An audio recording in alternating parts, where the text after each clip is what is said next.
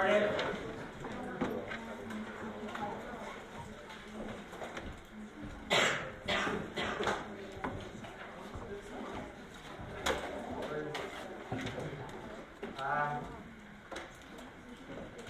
I feel I need to begin today by talking a little bit more about professionalism.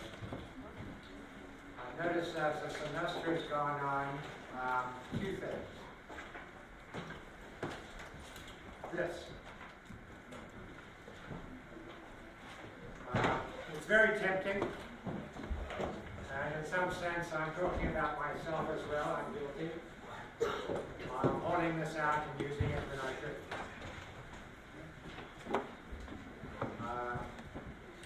Please practice professionalism. No cell phone mess requested. Along with that, I've noticed that a number of you, some of you, not all of you, but a select few, tend to walk out a lot. Sometimes carrying your phone. I'm particularly worried or concerned that with Ms. Clark's lecture last time, the number of people who got up and left during the presentation. Please remember that people see you when you go. If somebody's looking at you, they're not focusing on the lecture. Please remember, too, that it's disruptive to others. So let's make a deal. I know sometimes it's important, but please don't go out to sort of use this. No texting, no calls, please. But I promise you that today I will stop halfway through and give you all a break. You can go out and get a drink and do whatever. Fair enough? Yes. Okay. So I'll try and remember to keep my end of the bargain. If you'll keep yours. Fair enough? Okay.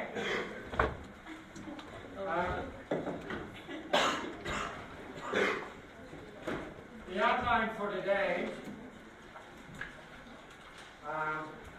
going to give you a brief overview of AI terms and types. You can look at ethical use, some examples.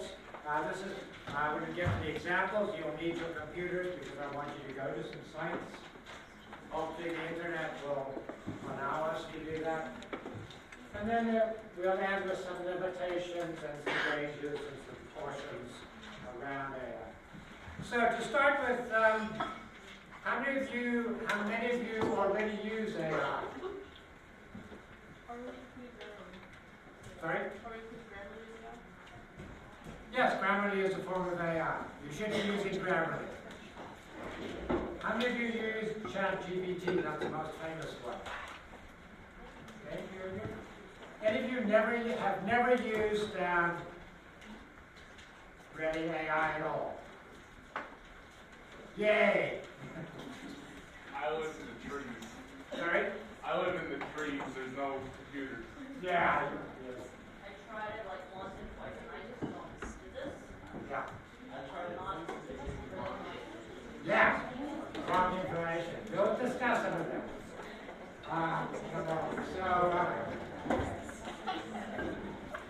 Let's see if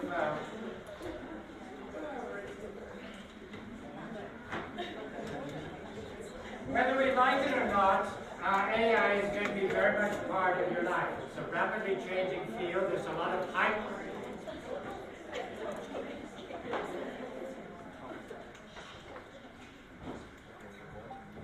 There are some who think it will save humanity, and there are some who think it's going to destroy humanity.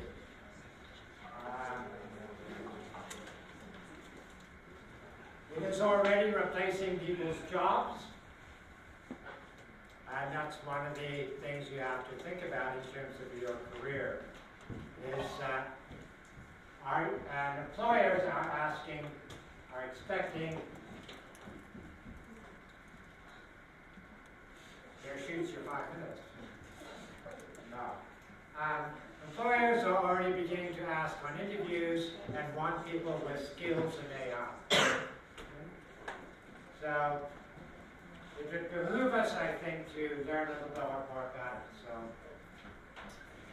see if we can get this to work.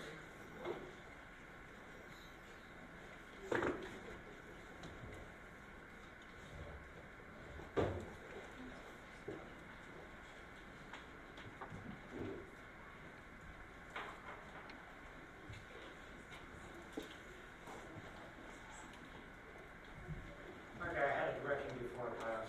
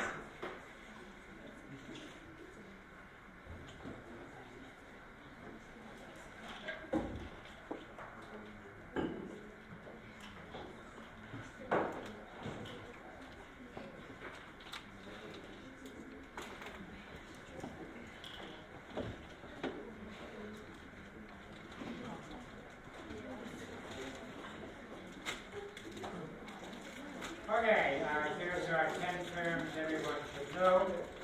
So I'm going through this briefly. Good. This gives a definition.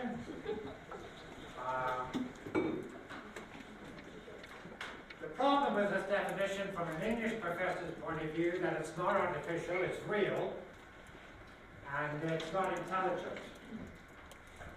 But that's an English professor's view. So, okay, it can imitate humans in some ways. Okay? In other words, it seeks to imitate the tasks that humans can do. That's why it's called artificial intelligence.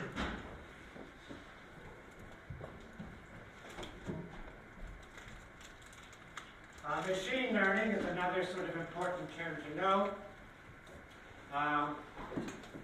Sometimes called LLMs, large language models. It's a field of computer science where you teach the computer stuff. And that's how it sort of plays out. So, very brief sort of terms to look up. Large language models, these are the LLMs. In any field, people start using abbreviations, and so you have to know what the abbreviations are, which is annoying if you don't know. LLM is one you should know, machine learning techniques. They process language so they can mimic the way humans communicate. This is most of our interaction with AI is through LLMs, large language models.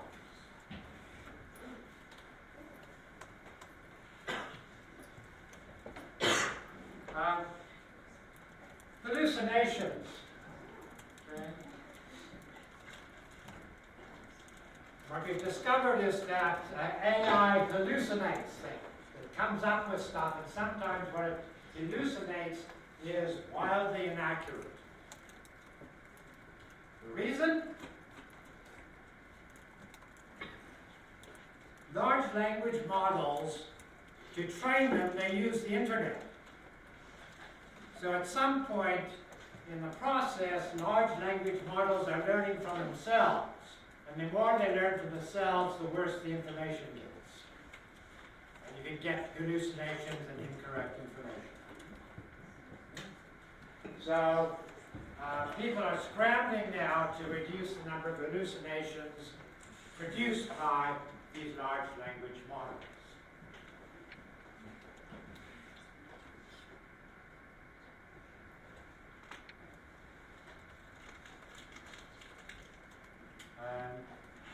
Responsible AI is another one, but I'm not going to go. I'm just going to go through I'm not going to go through all of them. I just want to let you know that this is a site, a Microsoft site, where you can sort of look up the terms. Because there's about 50 terms altogether that I am aware of. And it can get very confusing and boring, and I want to leave the room.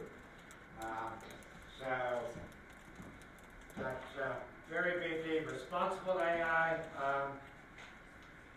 is something that people want to design systems that are safe and fair. That's the goal.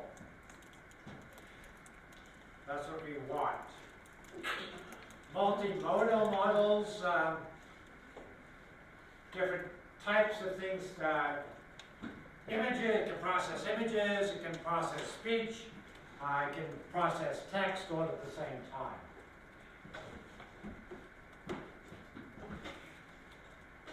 And prompts.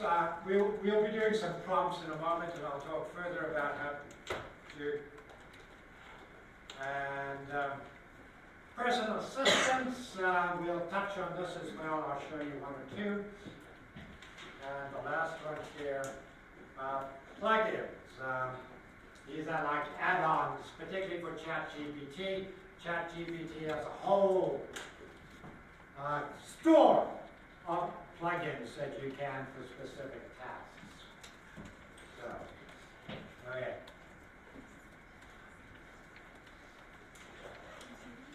Now, types of AI. One of the most common and ones that, particularly for students, there are applications, types of MA for grammar and style proofreading. And so we talked about Grammarly. Grammarly is available to you on campus here, and I would recommend that you use it. I use it. Most people use it. Be careful, however. Make sure that your professor will allow you to do it. I've read about in the news, students at other institutions, not Berman, failing the class or failing the assignment because they use Grammarly. So when we get to guides I'm going to hand out a guide for you for the use of AI. Please, one of the first things to remember is to make sure that what the parameters are for the professor whose class that you're in. Okay? So there's, I've used Grammarly. I've also used Trinket. I give it about a B grade. It really sort of analyzes your writing and helps with sentence structure and grammar. So there are many others. These are some of the most common ones that are dedicated to proofreading and style. And we'll look into some of that perhaps in a moment. Then there's what I call comprehensive AI. This is what probably the AI you know.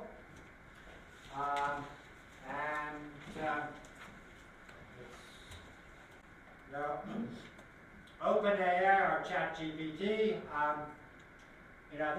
This is the one that started the revolution in 2022, so it's only been now 2 years in, and everybody else is trying to catch up to them.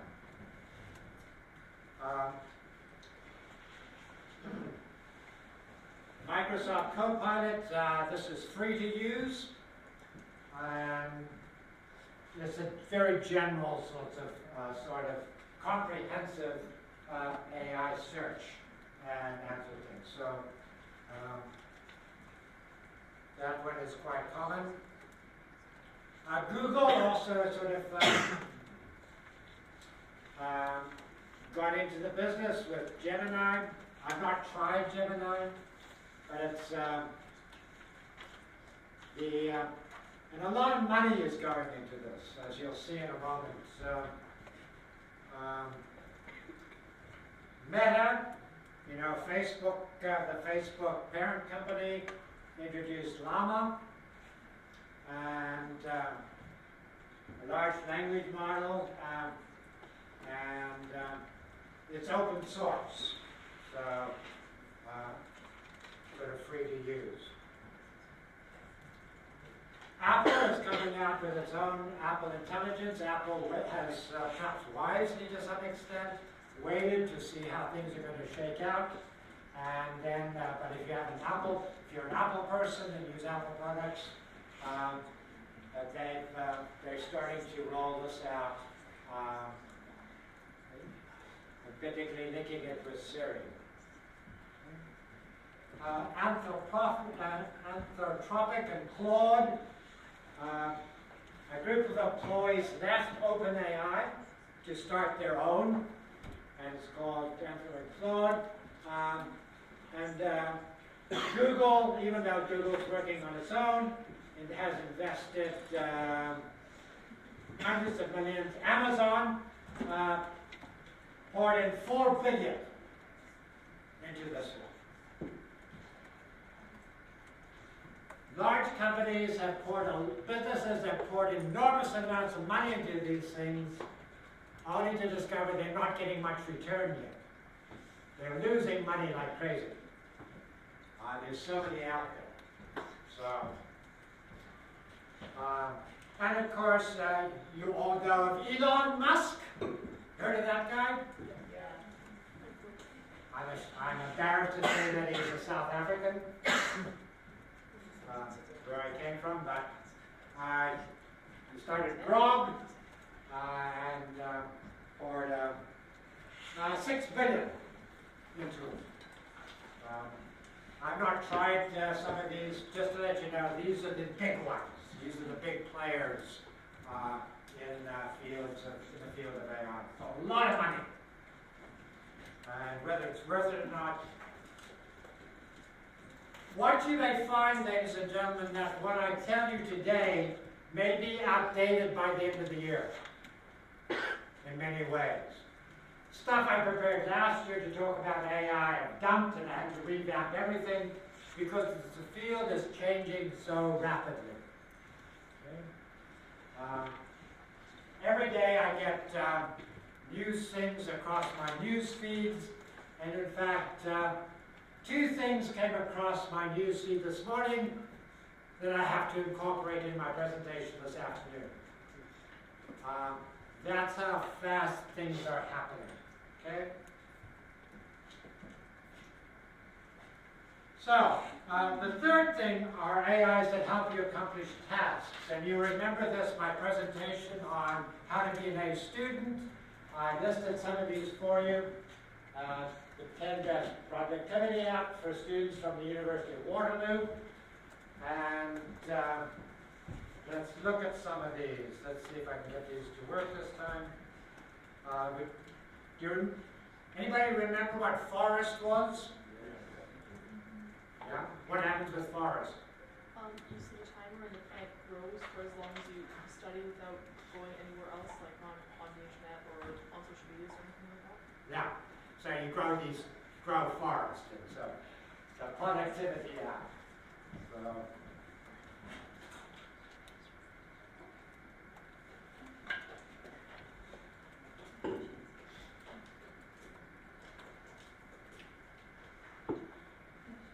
anyway, this is the, you can do a personality test here, and you can add it as a Chrome extension, and so you can download the app, and then, so this is sort of the opening page of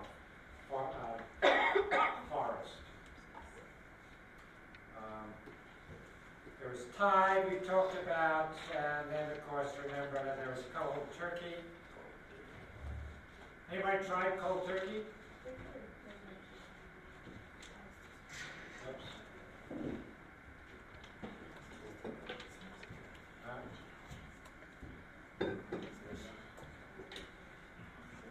This is not good.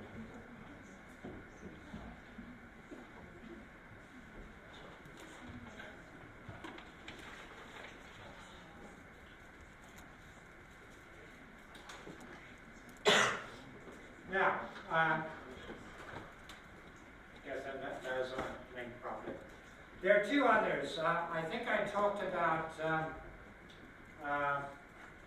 a site for flashcards, and that's this one.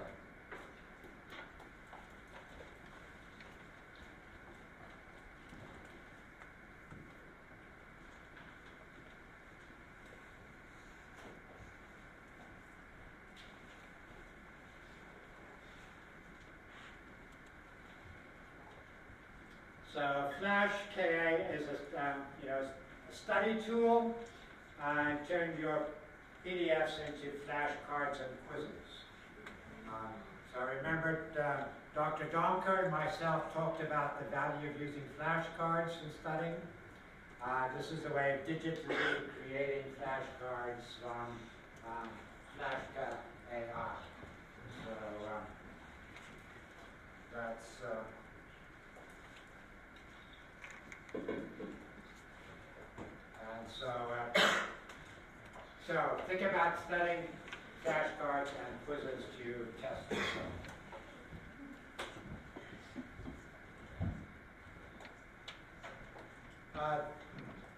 Then this one, ladies and gentlemen, this is one that came across my feed this morning.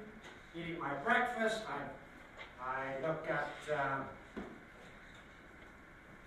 Well, everybody say I have a system that curates news for me in areas that are of interest to me, including technology, art, architecture, many of the things that I'm curious about. They'll send me these news feeds, and so this came across my news feed this morning, just recently released. And it's from Google.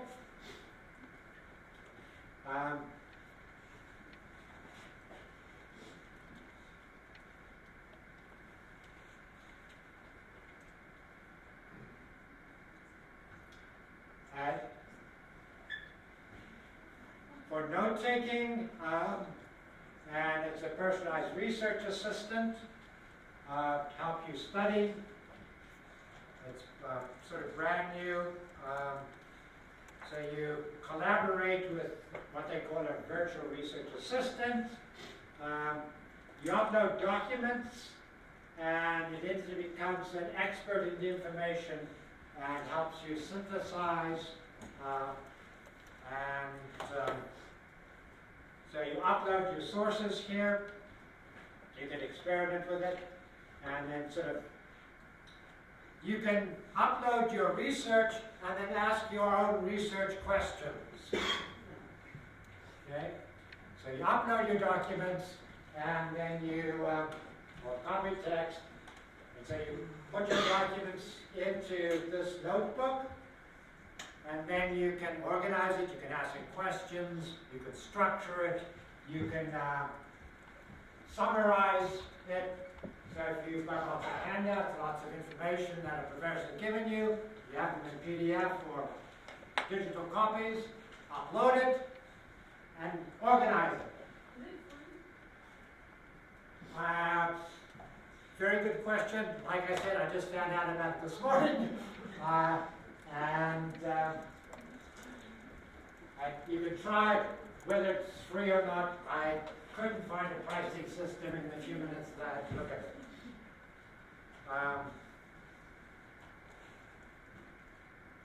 So it gives you lots of things here, sources and things to look at. You add notes. You have a study. You can set up a study guide.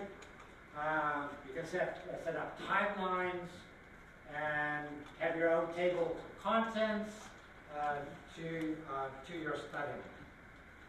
So it'll give you the summary here, and then you can ask it questions. Help me understand this point, or give me more information about this concept.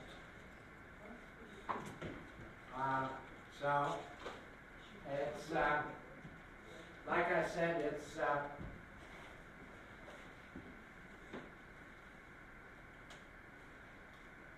so it's grounded in inline citations. which is important in academia. And it gives you suggestions here. And, you know, it claims that you're in control. Your personal data is not used to train the program, which is good. And so anyway, they claim it's the best software created for leveraging your AI in your creative or study work. So, yeah, the thing that I get is Tom's guide is one of the sources of information that I get almost every morning, and Tom's guide told me about this site. So I recommend that you try it and see if it works for you.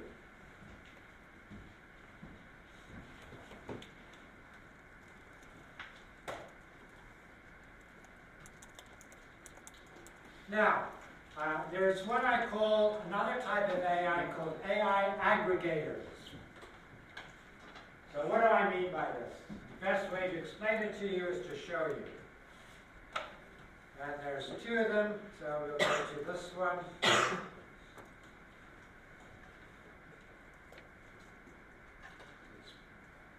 po.com.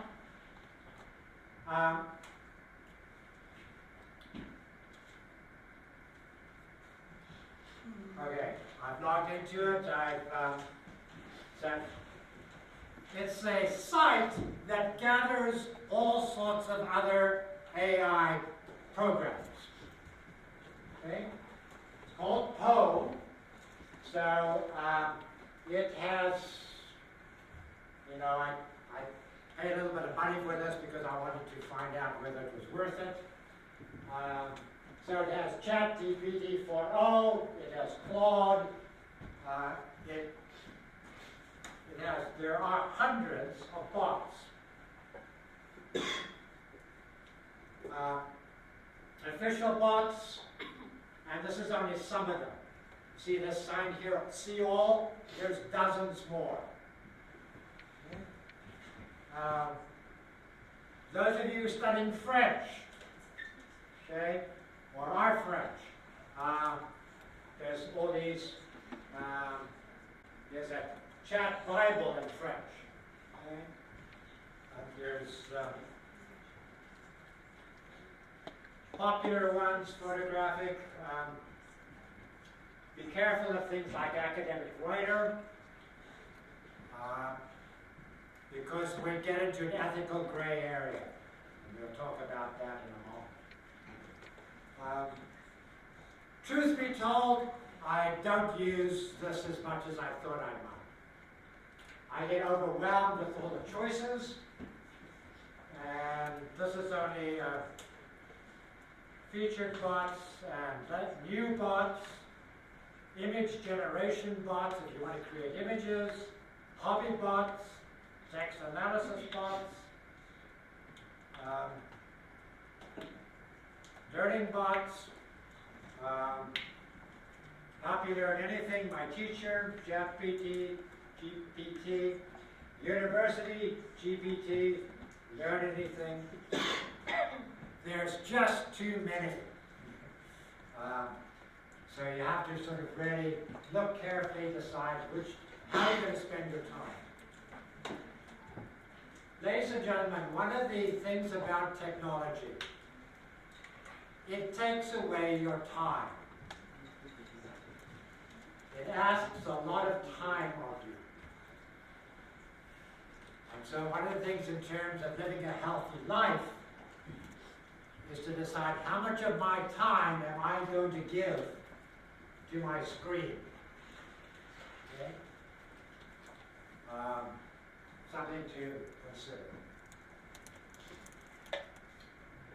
There's Mr. Biology here. Here's some grammar checkers. And so on and so forth. So this is one kind of aggregate AI site that brings together, you pay one fee and you get all of this.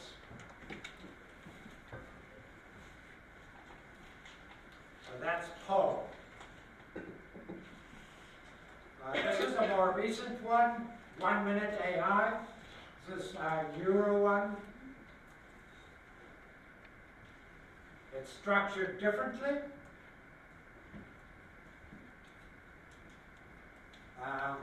Now there is a pricing model here. You do get some free. You do get a free trial. There's a pricing model here. So for different levels.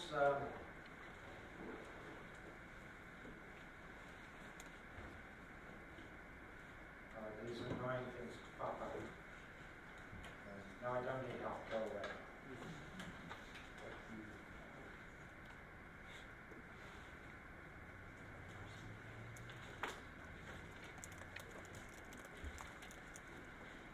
So you do get a free plan, no credit card, and list of things you can do with the free plan. It's quite a bit. So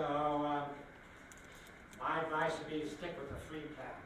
I hate paying for this stuff. So, but what I want to show you here is, if I can go back to the home page.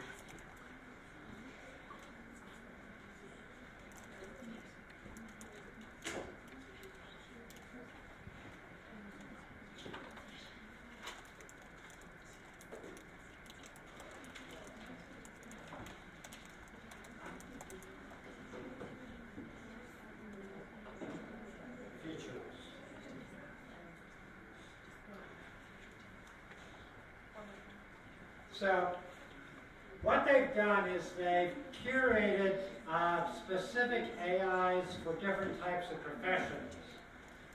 So if you're a teacher or student, note your student down here, you can go there. So go to student, and you can go here. There's a special offer for you, and they can shows you the kinds of things they offer students.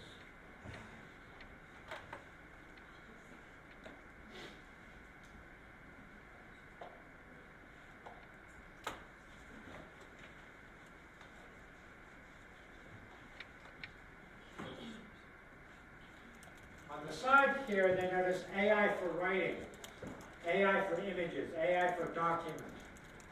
Again, this gets into a gray area ethically. Keyword search, see content generator, that's when your red flag should go up. Because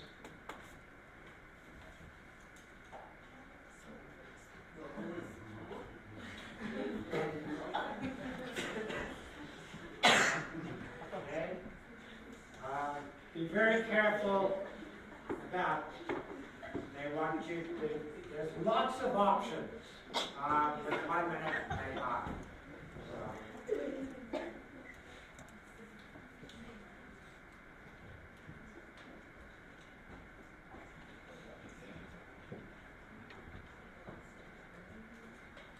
Okay, I want now to get into the ethical use, but I promised you a break, so 5 minutes.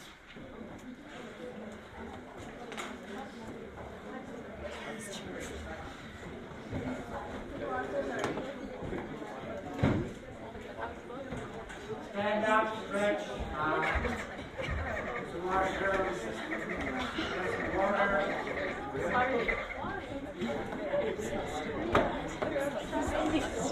I didn't do this.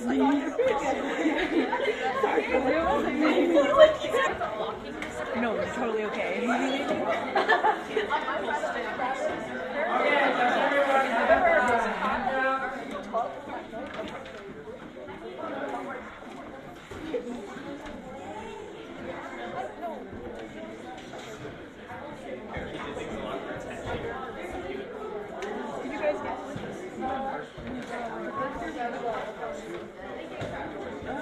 Any others?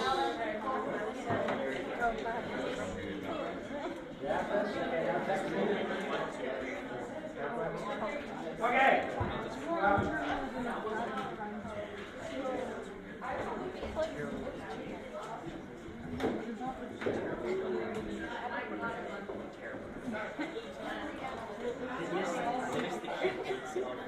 Okay,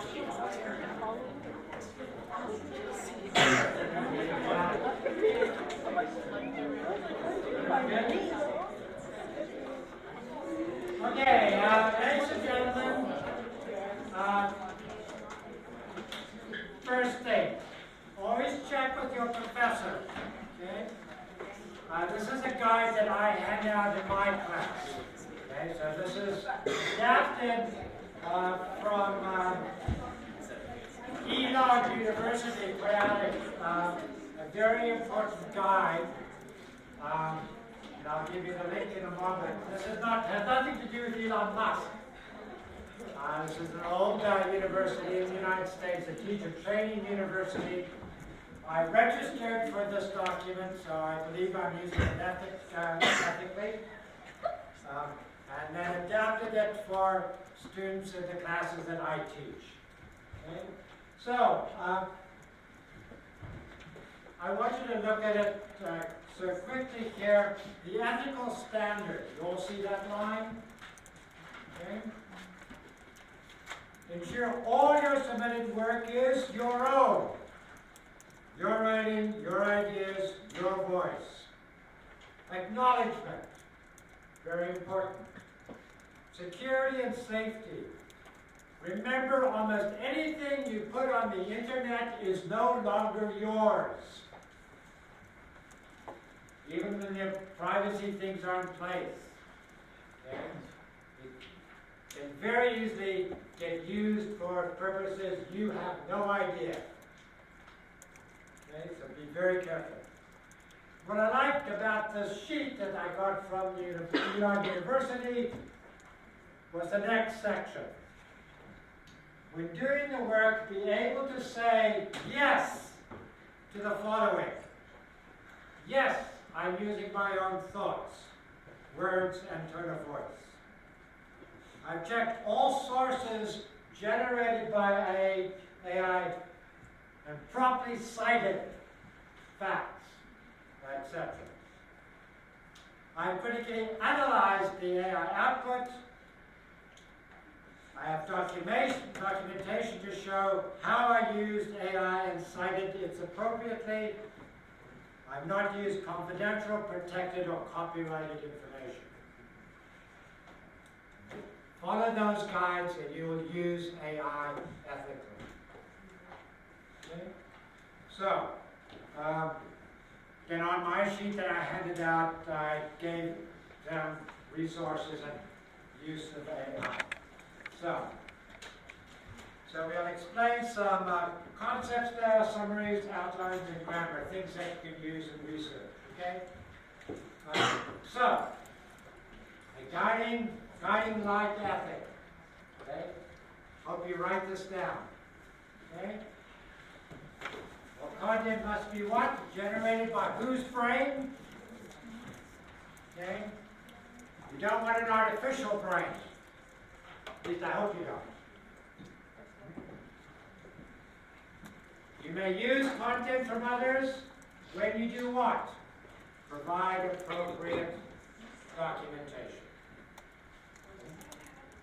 So it doesn't mean you cannot use other stuff, but provide appropriate acknowledgement.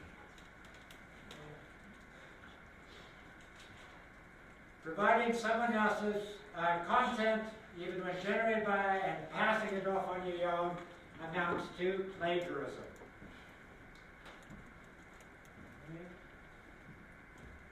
Students at Bremen in the past have failed classes because of plagiarism. At the time I've been here, I think we even dismissed somebody because of frequent use of plagiarism. Okay. Funny story. I was teaching at another institution, not Bremen, and I caught a student who plagiarized. So I talked to the student after class, and the student got very angry. Not with me, but with his friend who he stole the stuff from because his friend had plagiarized.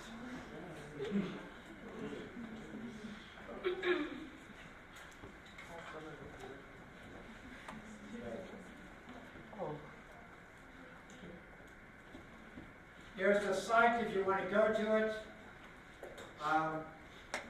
If you want, I didn't want to kill too many trees, but you can go to the Ceylon University, and it gives you a simple how-to manual. Here's a paper copy of it if you want to take a look at it. You can download a digital version of it, and perhaps I'll post it on D2L if you want it. It gives lots of good information about skills and prompts and using AI. A nice summary of many of the things I'm talking about in class today in a handy, student-friendly guide.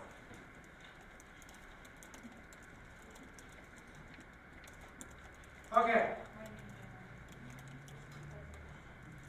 These are two things that I want you to go to. So I want you to go to Perplexity.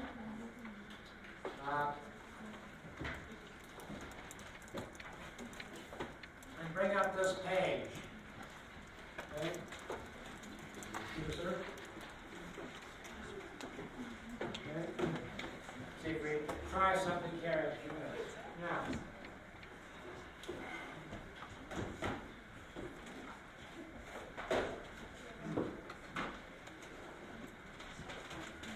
I like Perplexity, and I'll try and show you why in a few minutes. I like it better than Copilot and the others. So one of the first things I do is I go down here and I click on Pro. I want the Pro version. Okay. It's free. Okay. So are you all able to get here? So ask it to explain the concept. Okay? You can work with somebody if you want. Ask, explain the Krebs cycle or explain something from your business. Put it in, ask, please type in, give me an explanation of. See what comes up. Okay?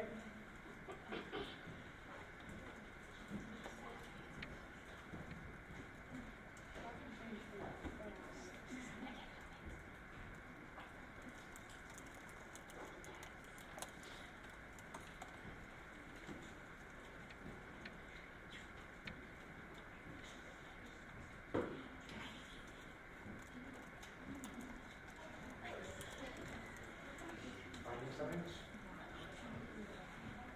Is it working for you? What did you ask to explain? Time down for you? Did it give you any useful information?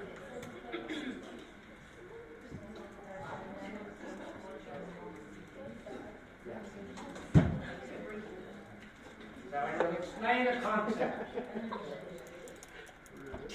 Now, you probably should try something hard that you don't understand. Explain the concept. Okay? You know, most of you do not. Do something harder. Okay?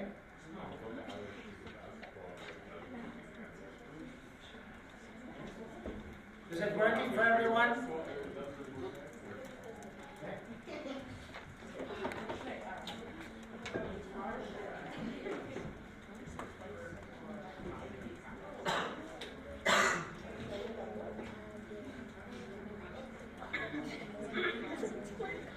Now I want you to go to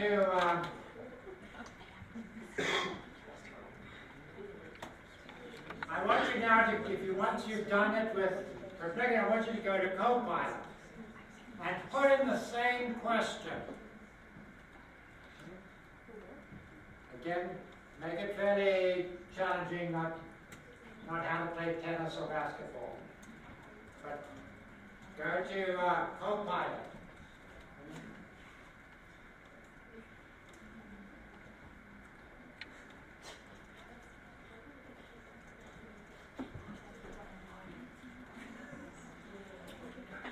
Does it, let me know when you've done it, and I want to know, does it give you a different answer? Or is it the same answer?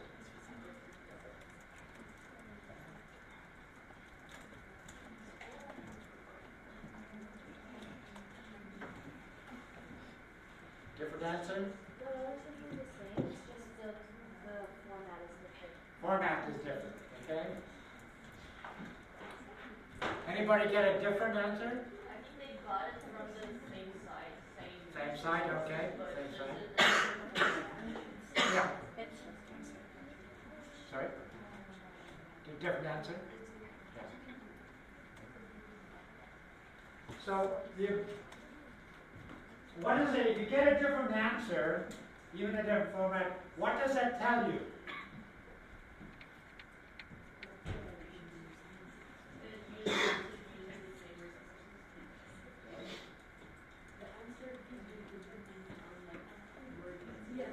Yes, the answer depended on where it gets it from. And each you could do with ChatGPT as well, put in the same thing, you might get a slightly different answer. Which means, ladies and gentlemen, you have to be fairly critical about the answer you receive. Is the answer I received correct? Okay. I've tended to find that perplexity gives me better answers than Copilot. Didn't even answer your question.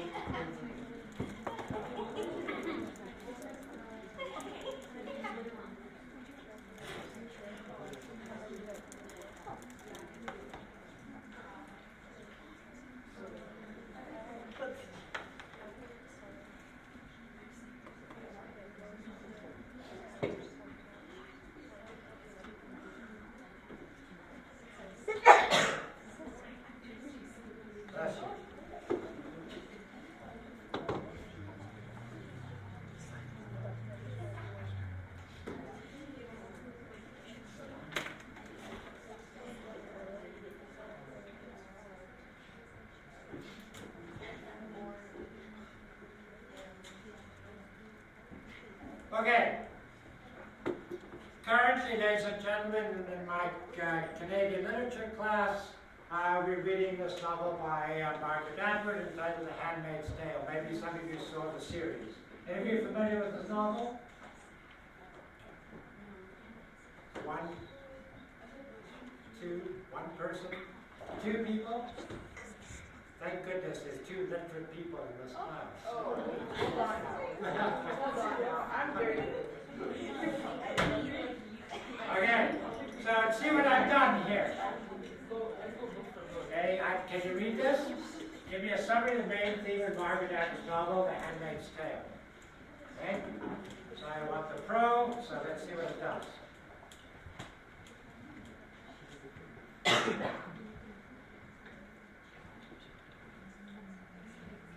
Okay.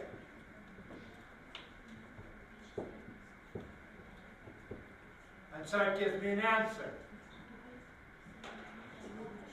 Okay, so it talks about gender roles and oppression, power and control, reproductive rights. What I like about perplexity is a number of things. Number one, it always gives me a reference. Okay? It tells me where it's getting the information from, so I can check it. So as a student, if you're encountering a text in a class that you don't understand or need some help with, type in a prompt. But be careful with your prompt. Make sure your prompt is specific. Just notice what I asked it to do. Give me a summary of what? The main themes in name of the author, novel, that should be lowercase, doesn't matter, and give the title. I put the novel's title in quote marks. Be very specific in your prompts, and you'll get better answers. Okay? Now, the second thing I like about this site is that down at the bottom here, it gives me a little thing that I can copy this. I copy it and I can paste it into a Word document. When I paste it into a Word document, the references are there. But what I really like about what Perplexity does, it gives me follow-up suggestions for more prompts. Okay? So, how does that reduce language to convey the themes of control and opposition in Handmaid's Tale? That, ladies and gentlemen, could be the basis for a paper. And so what you could do,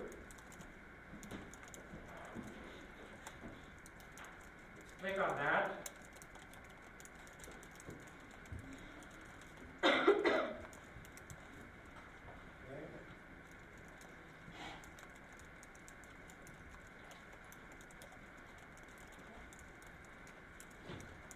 And it gives me an outline for a paper.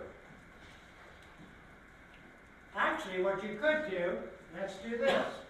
My students they have to write about this, so they're not in here, so good.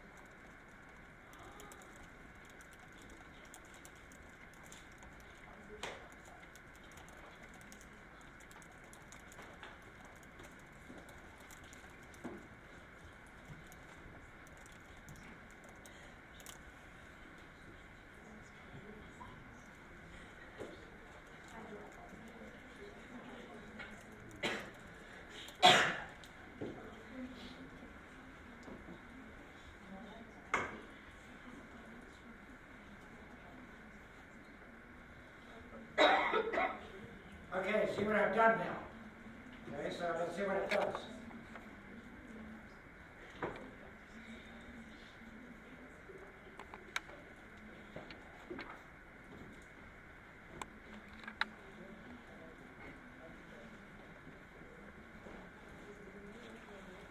So it gives me an introduction, it gives me an outline and structure for my essay. So then I can go and decide whether I like this outline, and I can research specific aspects. For example, I like the idea of use of biblical, where was that? Religious language and rhetoric. In other words, ladies and gentlemen, it has now given me a set of ideas that I can work with. Now, because I know this novel fairly well, I also know that this outline is much too long for an 8-page paper. That to cover all this in an 8-page paper would be very superficial and result in a C-grade paper. So, I wouldn't then say, give me the content, or write the paper. Because it could probably do that for me. I've crossed the line. Always be in control. So, it's helpful for summarizing, for condensing. Then there's always these follow-up related kinds of questions or prompts. And I can keep going forever here almost in terms of research or understanding this book that I've asked you to read. It's never a substitute for actually reading the book. Are you still with me? You understand what we're doing here? Okay. Do you see I can be helpful? Okay.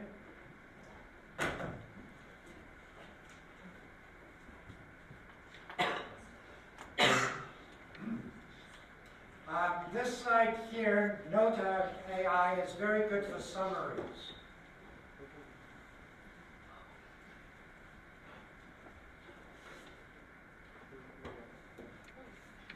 Well, actually, not this site.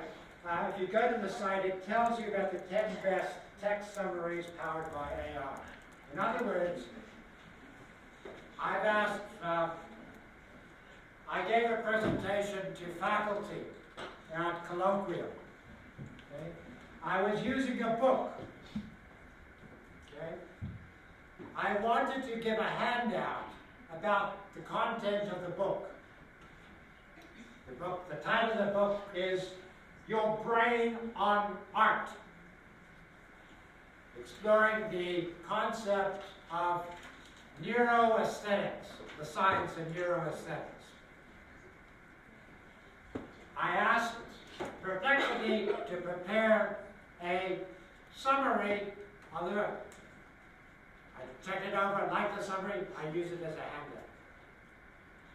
I've also used it to generate questions to use in class. Okay. I always specify college level because in the US they understand college better than university. Okay.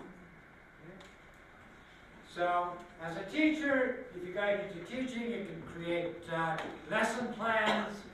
We can help you with one of these things. So these are, I'll go away.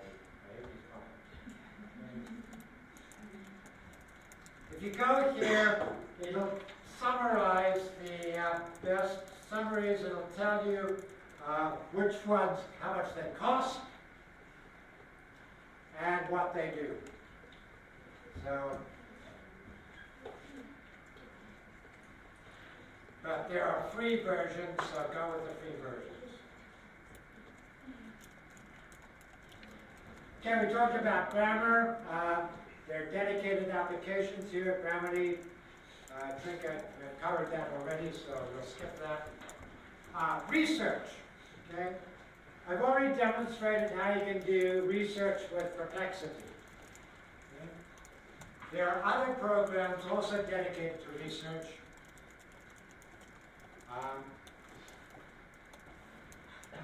That Chat PDF, for example.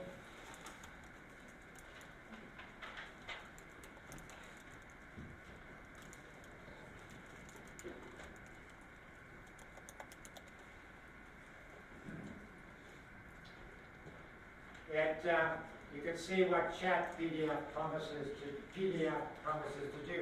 You put in your PDF here, you drop it in, and it'll help you with summarizing and questions, and again, it can help you understand, particularly if you're reading a particular, Dr. Donker is giving you a very difficult article in biology, you're scratching your head, you don't know what's going on here, plug it into here, it'll help you understand the article. Okay?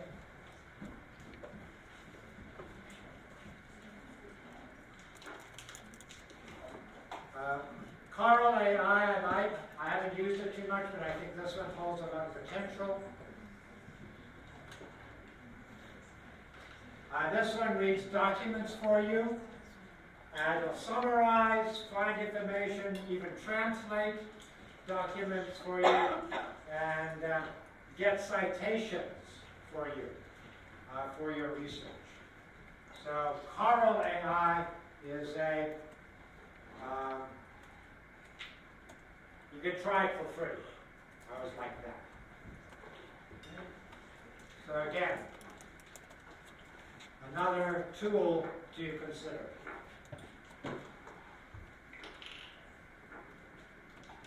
finally, site.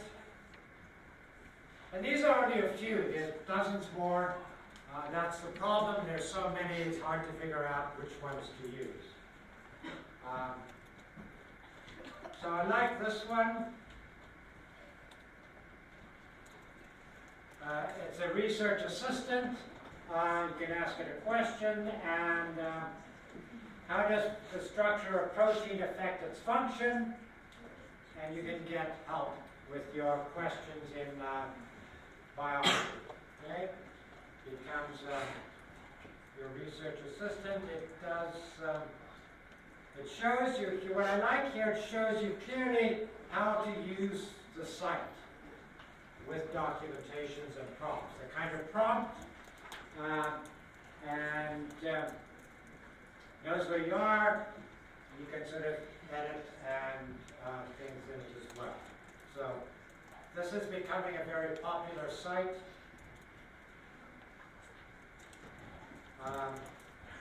And it sort of lets you sort of maintain more control.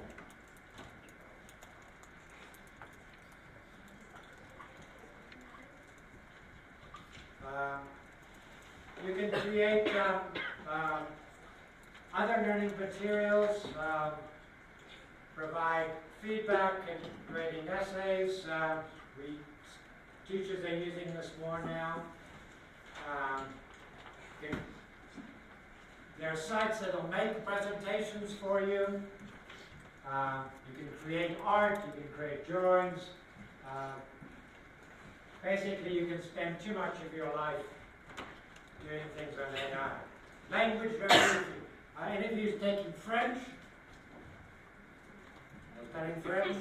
Or will be taking them? There are various sites that help you practice speaking French or German or whatever language you're trying to learn. If you're in business, any business students here? Okay, in business, there's all sorts of accounting AI sites now that help you with accounting. Some limitations and concerns. Okay.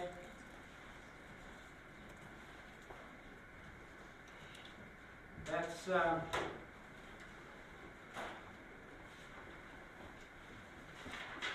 there's some dangers in the use of AI.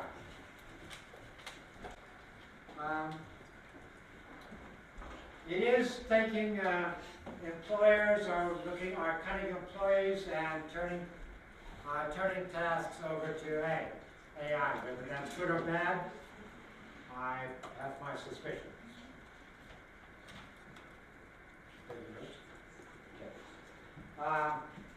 Big problem with deep fakes. Okay,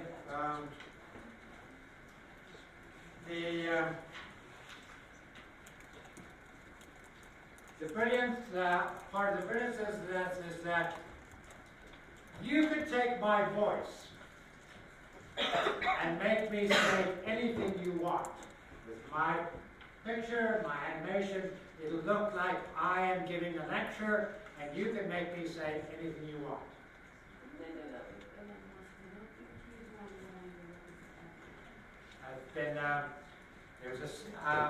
It's been used, particularly by deepfakes have been used by famous, they took famous CBC reporters, often on the news, they got his image, and they got his voice, and they made him endorse a product to sell something. And it looked like he was endorsing this product. And people were saying, I'm paying for this product because Hanuman Singh said it was good. It's happening. He had nothing to do with it. It was finally brought to his attention, and CBC did an investigation. I think Ms. Clark showed you that. That's deep. There's lots of deep fakes out there. Privacy. Okay? Privacy is a problem. Okay? Bias. Remember, these things are not intelligent. They just work with algorithms which increase bias. What's out there? And so often the biases that are present in society are represented in the internet. Thus, often minorities or different skin colors don't get the same kinds of responses as more privileged people do. So, which also can lead to socioeconomic inequality. And I was just reading in one of my feeds, the US Army is creating dog-like robots with automatic weapons on them, controlled entirely by AI. Okay? The military is heavily using AI in weapons automation. Drones now controlled by AI. So limitations and concerns. Okay, quickly here. So some accuracy is a problem. Always be in control. Cybersecurity, one of these, and we talked about hallucinations. Okay? We've talked about some of these things. Okay, go to this site and tell me what you think. I'm not going to tell you what it is, but I want you to. Again, this happened yesterday. Came across the news.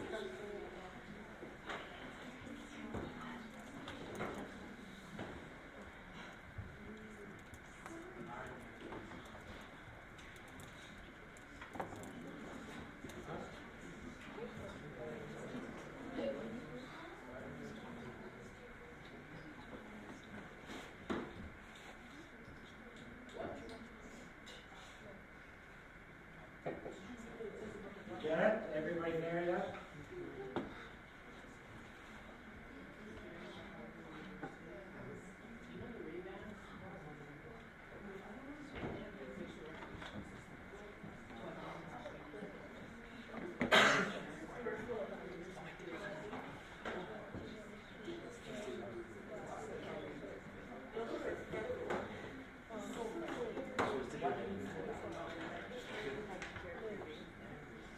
Have you all seen it? Does that scare anybody? It scares me. What? It's just wild into the country. What? It's wild into the country. Freaking, man.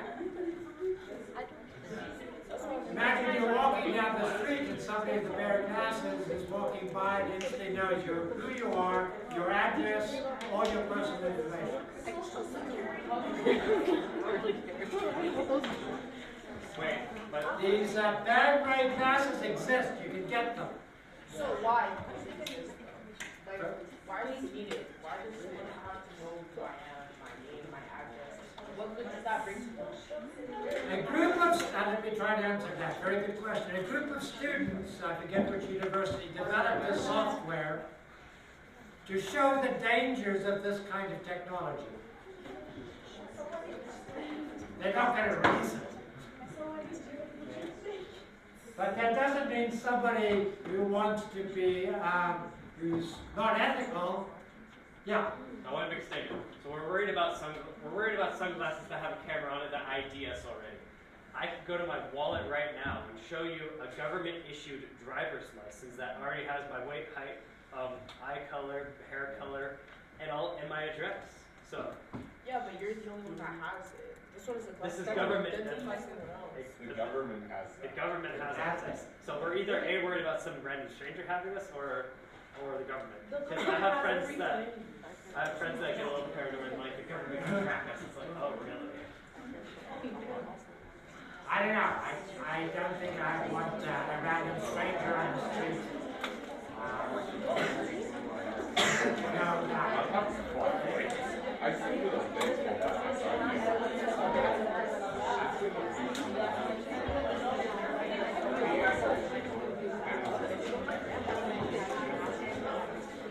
Okay, ladies and gentlemen, let's wrap it up.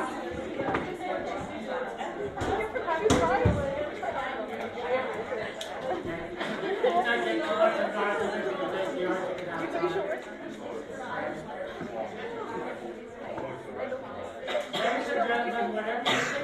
this, I hope that you think about it critically. This is your future. This is your future. I would recommend what Mark Sanders says, keep the human at the heart. Remember, whenever you outsource a skill and task to AI, you begin to lose the ability to do the task for yourself. When you outsource your thinking to AI, you lose the ability to think with discernment, believe with insight and commitment, and act with confidence, compassion, and confidence. Ladies and gentlemen, let me remind you once again, an education at Berman is more than about information. It's about values. It's about how you're going to live your life. The choice is yours. There's an old Buddhist saying that everyone is given a key, a golden key. And that key will either open the gates to hell or the gates to heaven. You understand? Take the narrow road. Trust you've learned something today? Yes. Okay? See you Tuesday. Dr. Dunker needs to make an announcement. So guys, my name is Amit Chair. Last course online. 17. 17? Yeah. How many people submitted? 7? That's one of the